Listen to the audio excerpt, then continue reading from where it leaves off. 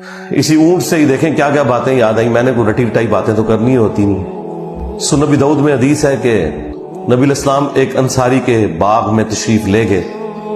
وہاں ایک اونٹ دوڑتا ہوا حضور کے پاس آیا اور اس کی آنکھوں سے آنسو بھی روا تھے اور وہ بلک رہا تھا. نبی علیہ السلام نے اس کے مالک کو بلوایا اور پوچھا یہ تیرا اونٹ ہے؟ اس نے کہا یا رسول اللہ میرا اونٹ ہے. فرمایا کہ اس نے مجھے شکایت کی ہے تیری کہ مجھے کھانا بہت تھوڑا دیتا ہے اور مجھ سے کام بہت زیادہ لیتا ہے.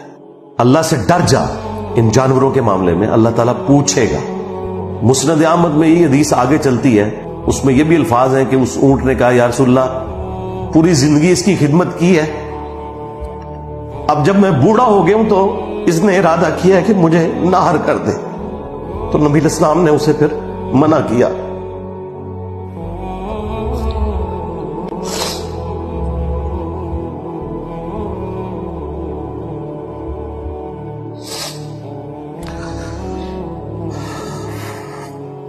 اس انصاری نے کہا یا رسول اللہ مجھے اللہ کی قسم میں اس اونٹ کو کبھی بھی نہر نہیں کروں گا کیونکہ آپ نے مجھے منع فرما دیا. تو جانوروں کے ساتھ حسن سلوک کرنا بھی یہ ہمارے دین کا حصہ ہے.